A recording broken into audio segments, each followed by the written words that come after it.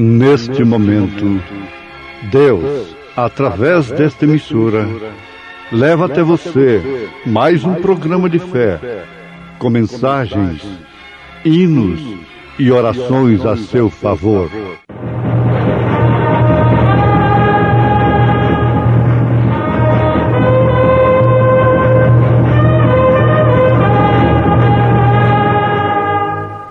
Fé para vencer.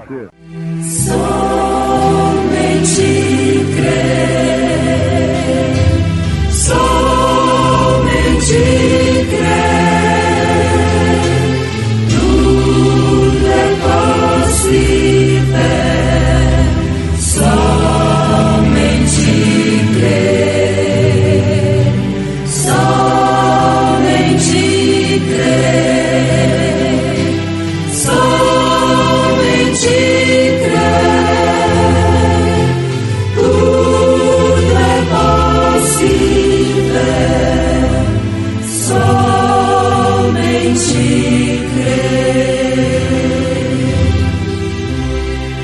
visto como seu divino poder nos deu tudo que diz respeito à vida e piedade, pelo conhecimento daquele que nos chamou por sua glória e virtude, pelas quais ele nos tem dado grandíssimas e preciosas promessas, para que por elas fiqueis participantes da natureza divina, havendo escapado da corrupção que pela concupiscência há no mundo.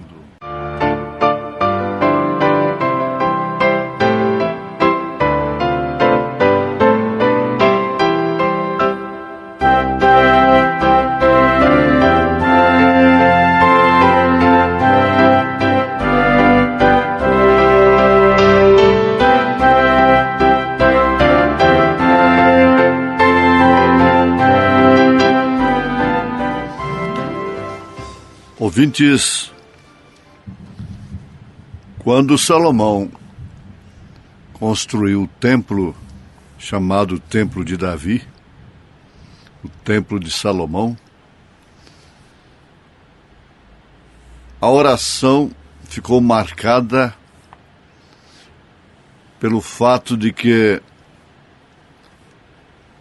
Deus atenderia a todos que, olhando para a banda do templo, onde estivessem, seriam ouvidos. Jonas, quando estava no ventre da baleia, naturalmente, pelo Espírito Santo de Deus, pôde sintonizar-se com a direção do templo.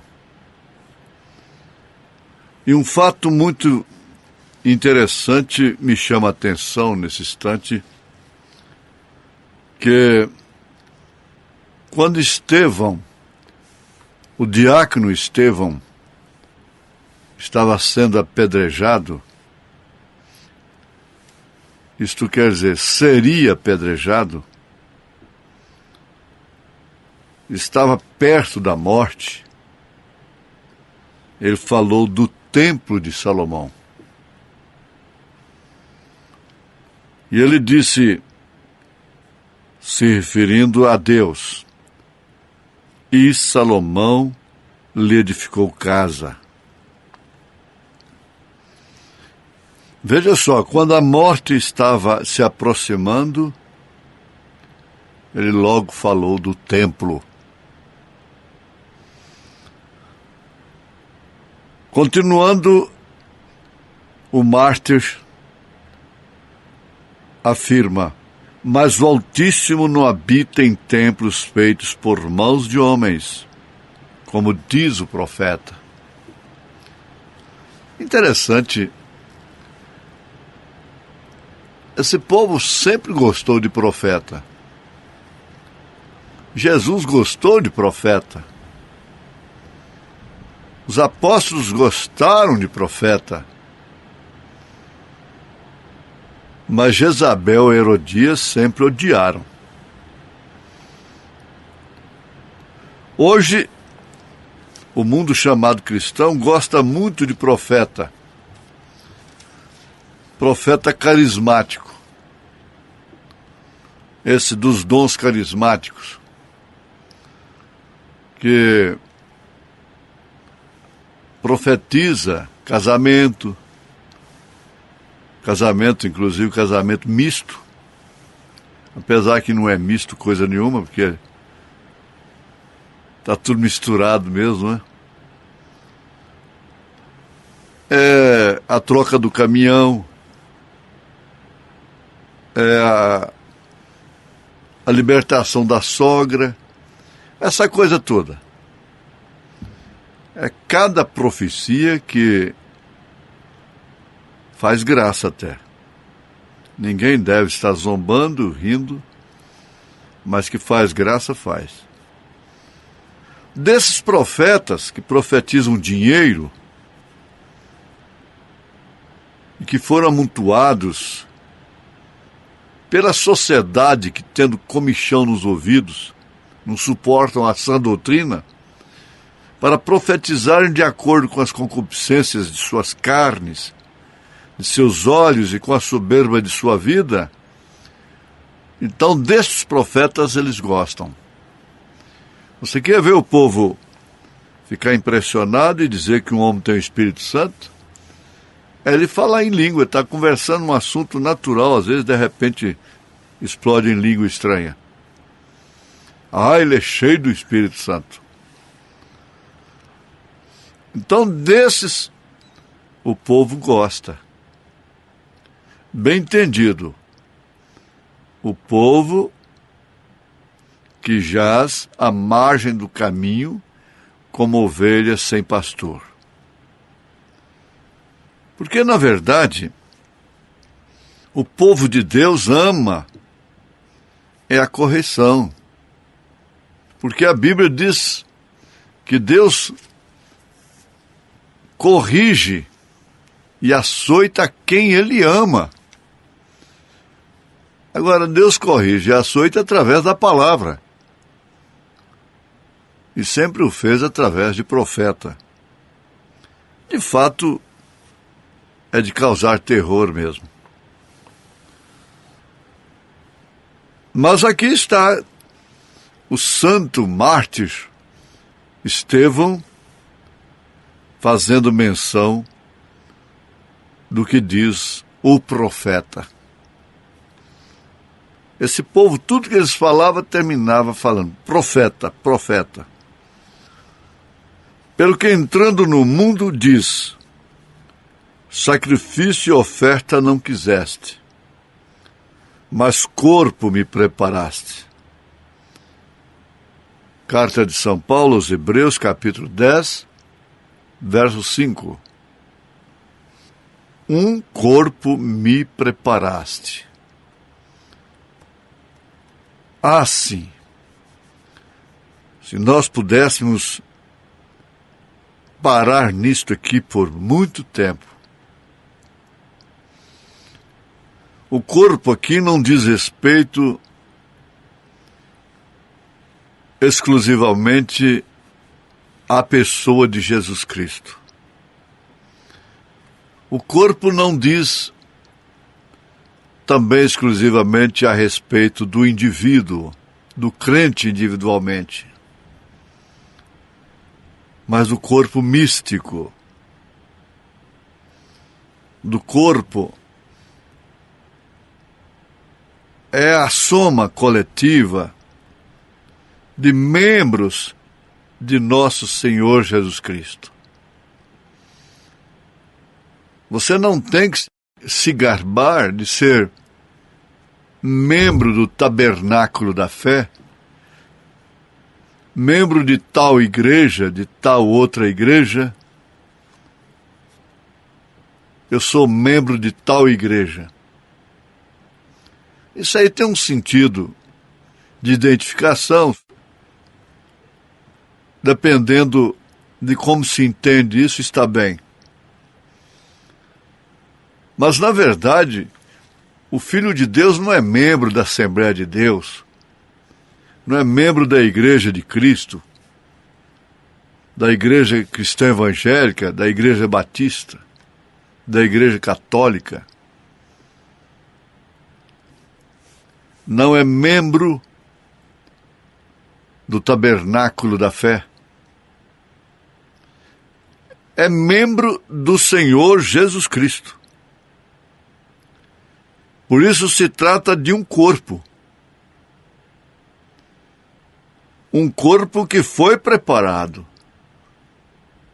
não por homens, mas pelo Espírito Santo, por Deus.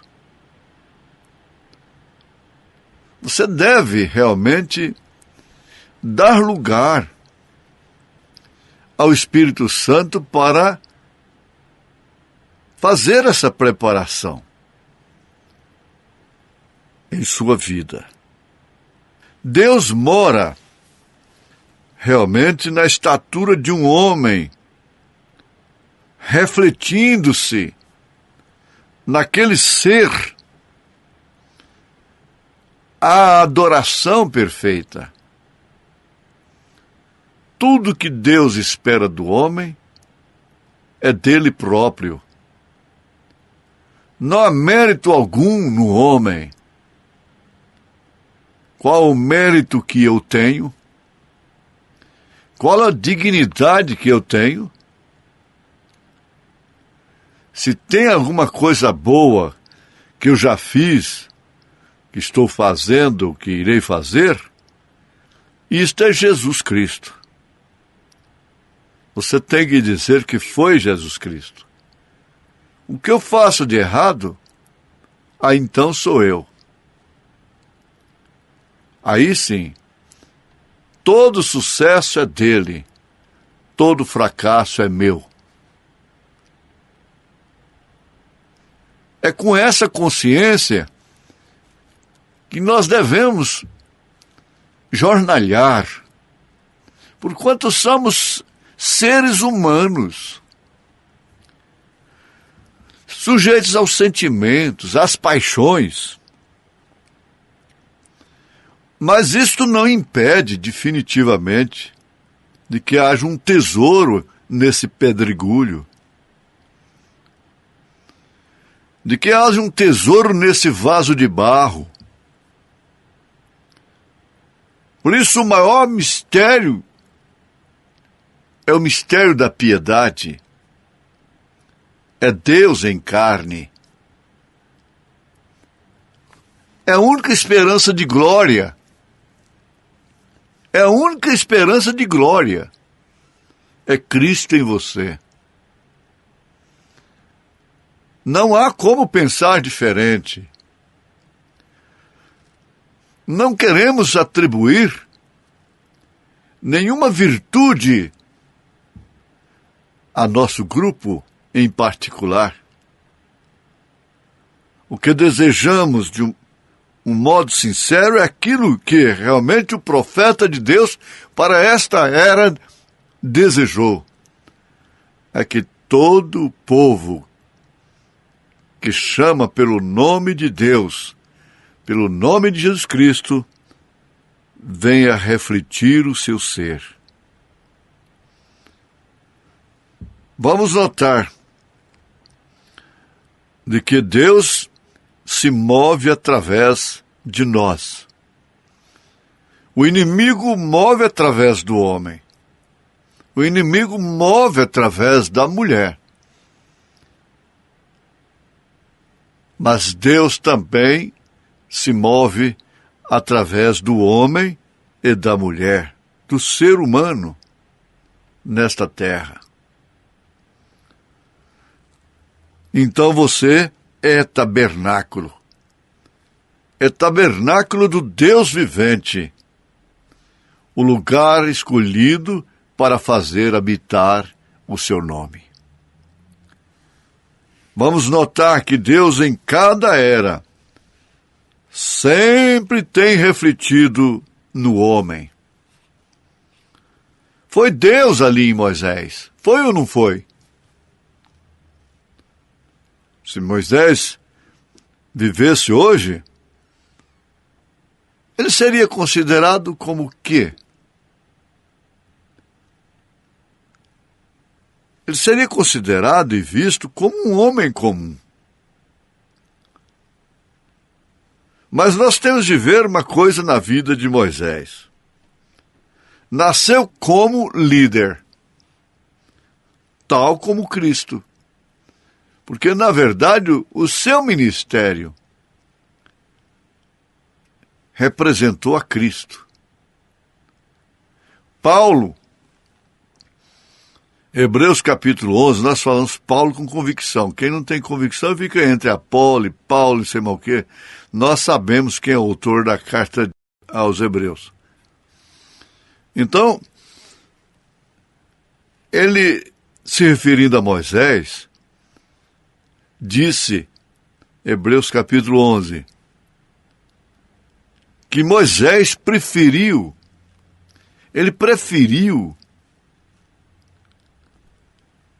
sofrer o vitupério de Cristo. Ora, naquele tempo, não se usava a palavra Cristo. No tempo de Moisés, se falasse Cristo, eles não sabiam de quem se tratava. Mas Paulo está afirmando que ele preferiu carregar o vitupério de Cristo do que ser um faraó. E hoje ser uma múmia apenas. Carregando o vitupério de Cristo, ele deu cumprimento ao ministério tipo perfeito de Cristo. Então, no tempo que nasceu, houve perseguição de recém-nascidos. E ele era a causa, sim, a causa de ser homem. Indiretamente, Satanás estava realmente querendo exterminar qualquer líder que pudesse levantar dentro de Israel. Então, veja, houve uma perseguição de recém-nascidos, tratando de encontrá-lo, tal como foi com Cristo. E nesse tempo ele foi um legislador, como também foi Cristo. Moisés permaneceu 40 dias no monte, recebendo os mandamentos, e logo desceu. Cristo permaneceu 40 dias no deserto, e logo regressou, dizendo, eu, porém, ouvistes o que foi dito, não adulterarás. Eu, porém, vos digo, aquele que olhar para uma mulher e atentar para ela em seu coração, cobiçá-la, então já adulterou com ela. E o profeta de Deus vem e mostra. Se ela tem culpa naquilo, se ela provocou aquilo, ela cometeu adultério com aquele homem.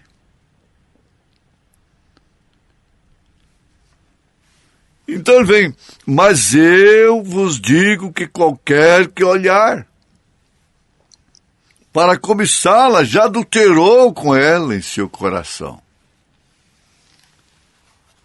Todas estas coisas foram Deus refletindo-se.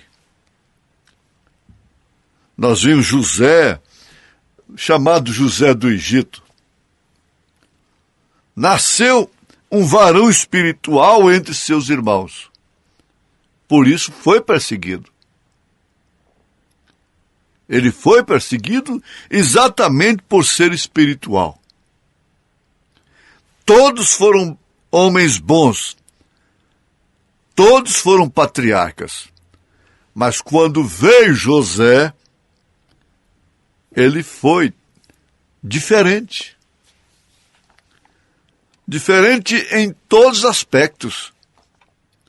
Ele podia ver visões, interpretar sonhos, e foi odiado pelos seus próprios irmãos, exatamente por causa deste dom, não por causa dos dons, mas por causa do dom.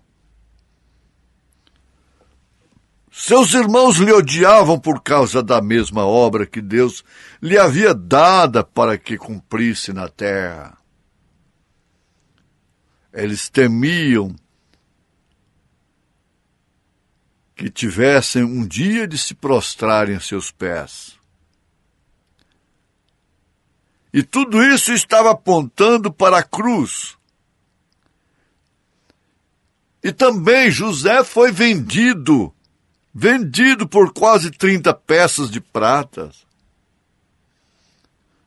Veja isso em Gênesis capítulo 27, verso 28.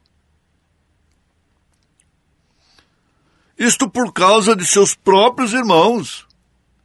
Pelos seus próprios irmãos, ele foi vendido.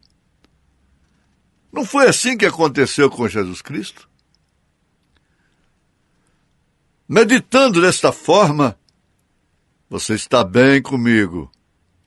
Mas logo, isso diz respeito também a você, que reflete a Cristo. Foi lançado numa cisterna por seus irmãos.